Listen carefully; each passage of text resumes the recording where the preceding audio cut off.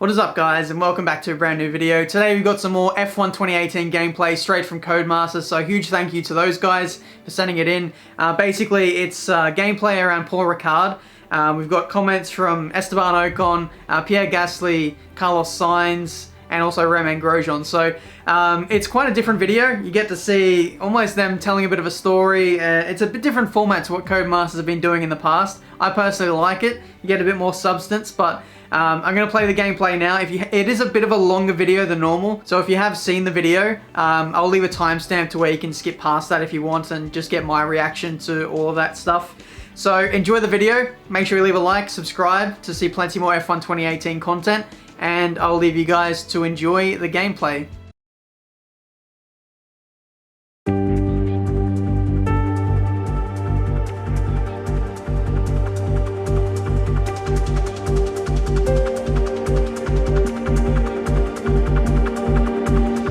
There we are, Paul Ricard track, French Grand Prix, an honor to be driving at home, really looking forward to that. My first full season in Formula One, and we've got the French GP back in the calendar after 10 years, so massively excited about it, and to have a home race is always a special feeling. You really feel the support. We have the chance as well to be three French drivers. It's gonna be an amazing event for all of us. Of course, French Grand Prix is the one I'm really much looking forward in the year. First time that I'm gonna race on my own Grand Prix, so that's an exciting one, and a lot of French fun coming and watching us and supporting us. So yeah, French Grand Prix for me, obviously a very special race, the home race of my team Renault. So looking forward to having a strong weekend there. Raced a couple of times in lower categories, Formula Renault 2 liter, 3.5. Actually won there in 2013. I had a nice fight with Carlos. I actually remember 2014. He managed to take pole. It was a red flag session, and he managed to take advantage and take pole position. And I started second, just behind him. I managed to get a really good start and pass him into turn one around the outside. He beat me in the race, so I finished second. Not so happy about it, but I gotta take my revenge this year. But amazing track. I mean, of course, for me, it brings me back like good memories. I've been playing video games since I'm a kid, basically since I'm 6. I play with a little steering wheel. And it always been my routine, you know, I was exiting school and I was just playing games there.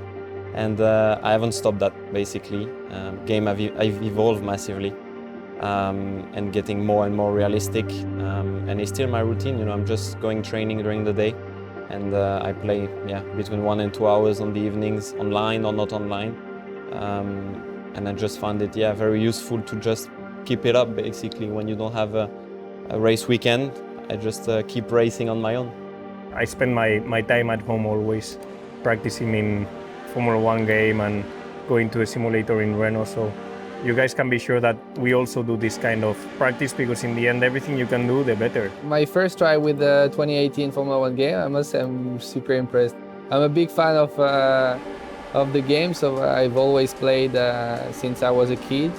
But every year it keeps getting better, so. Video games are getting more and more realistic, which is quite impressive. Obviously, it's never easy to replicate the feeling you've got in the car on a video game, but nowadays I've got to admit that it's getting better and better all the time, and you get some decent line and feelings and lap time out of it. As a team, I think we improved quite a lot the stability on the car. The team did a good job to improve the aero, our aero package, and it's actually something you can feel also in the game.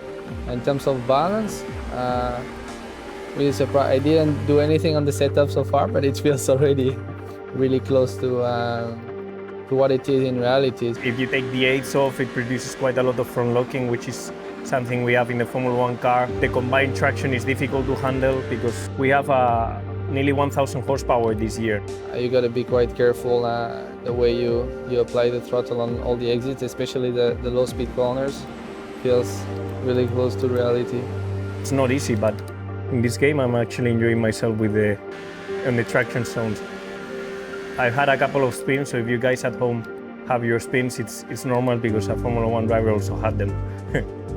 One of the main improvement this year in the game is based on the suspension. Is something actually you can feel pretty well on curb riding. You feel that you can use the curb a bit more. It's a bit more realistic in terms of feeling and feedback you get from the car. And something quite cool as well, you can use ERS and manage the energy as you like. It's quite cool to have the similar tools to play with in the game. It's amazing, especially with the halo. It's not easy to reproduce exactly the vision we have inside the car, but it does feel like my car, so they've done a pretty good job. Sorry guys, next time this will be still me. The game is so cool. Gonna be pushing to get the game before the race so I can practice a bit more. Oh. Yeah, no. I'm rubbish at video games.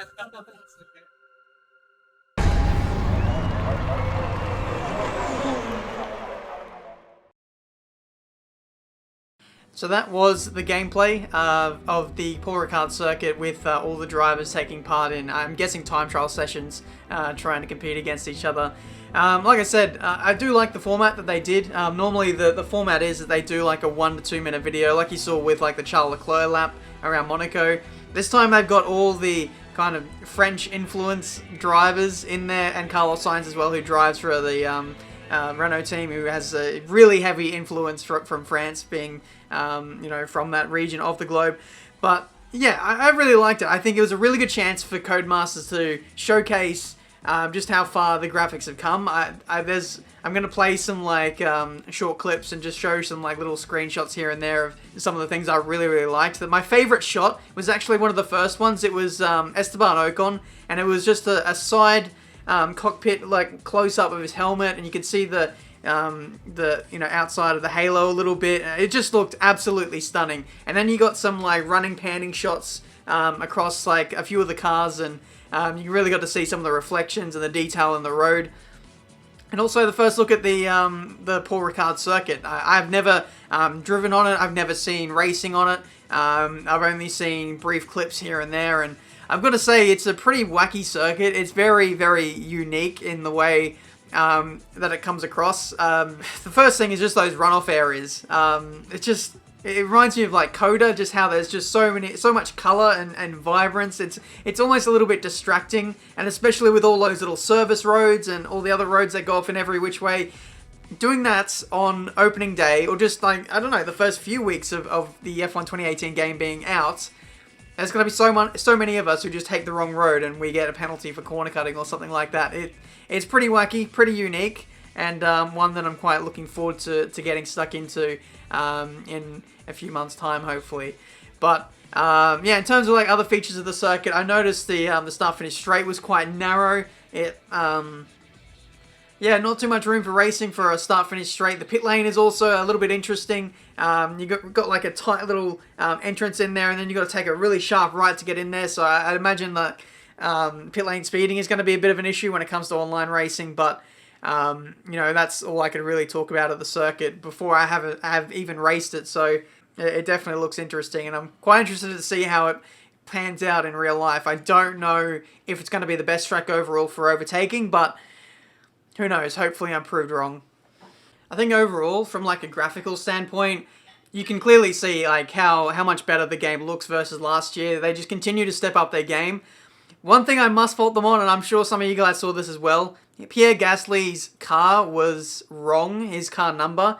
He has the car number 1 on there, so he's meant to be number 10, but obviously they've forgotten the 0 there. So either that's some foreshadowing of Pierre Gasly winning the championship, or they're maybe just, you know, kind of stepping him aside so I can keep my number for career mode. But, you know, that's not going to happen. The combined traction is difficult to handle because we have nearly 1,000 horsepower this year. It's not easy, but in this game I'm actually enjoying myself with the traction zones. I've had a couple of spins, so if you guys at home have your spins, it's normal because a Formula One driver also had them. I feel like that was quite interesting, the fact that Carlos himself brought up the fact that he was spinning quite a lot. The handling model has changed quite a bit this year, and I don't know how much I can talk about the handling model without getting in trouble. Yeah, there has been some pretty drastic improvements to the suspension and the way that it works. Some of the bump stops, it now has like a 1000 hertz. I don't know what that means personally, but it just means that there's so much more detail in the suspension and the way that the car responds to the circuit and the way that it rides bumps and curbs and all that kind of thing. So you have to be quite careful on which curbs you use. You might need to stay away from like high-speed curbs, like in Suzuka, for example. Otherwise, you might spin out. That's something you might have to watch out for. But one thing I found interesting is that Pierre Gasly mentioned that he was actually able to use curbs more versus maybe his experience from previous F1 games. So I felt like that was quite interesting. So maybe there is a bit of a difference between low-speed curbs and using them at high speed. But yeah, you can tell that these guys really do genuinely enjoy driving the game. Doesn't look like they've just been forced to jump on the game. They're actually smiling, they're enjoying it, they're having a bit of banter. Esteban Ocon said he was very, very happy to get the fastest time out of all the F1 drivers.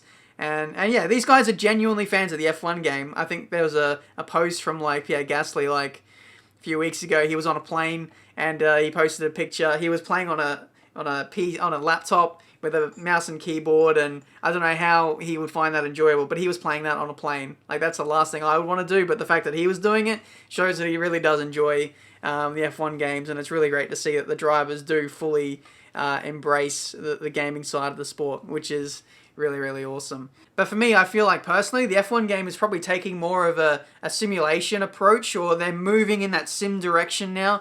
With the F1 esports series, they're trying to build a competitive scene now.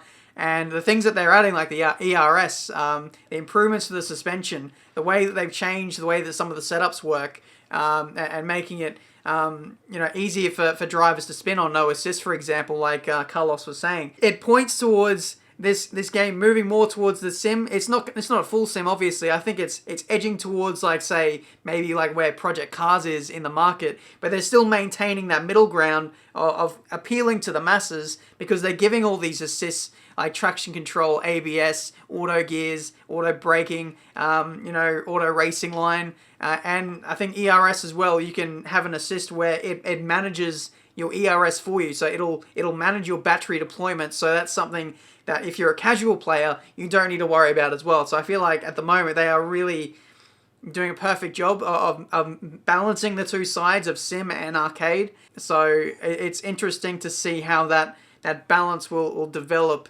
as the years go on, because they are certainly moving away from where they were as a simcade, or maybe even arcade when the game first came out. The graphics were, or not, the physics were, let's be honest, they were a bit trash. But now they're getting more and more advanced, especially with the current gen handling and physics that they've got, especially with David Greco coming in. It's just been getting more and more sophisticated year on year. And if we look to maybe 1-2 years time, I can't imagine how good the handling is going to be after that amount of time. But I think that's pretty much everything I have in terms of this video. The press release that I got didn't really say all too much. I think it's all pretty much explained in the video. But yeah, I feel like Cody's are doing a really great job this year. They're hitting all the marks, and the way that they're looking to improve the game and the areas that they're working on really excites me. They're managing to balance both career mode and online and some of the competitive features, which is really, really awesome. And hopefully they can tie it all in and make it a really complete F1 game for us all to enjoy. But let me know what you guys think of the Paul Ricard circuit. Like I said, it's quite an interesting one, and I don't know how it's going to apply in real life when it comes to the racing, but from this video, it looks like it's a pretty unique circuit, and one that I can't wait to get stuck into. So thank you so much for watching. If you enjoyed, make sure you leave a like, subscribe to the channel if you're new to see plenty more F1 2018 content. I'll try and release as many videos as soon as news comes out, and you guys will be the first to see it. But that's it for today. Thank you so much for watching. Until the next one, I'll see you next time.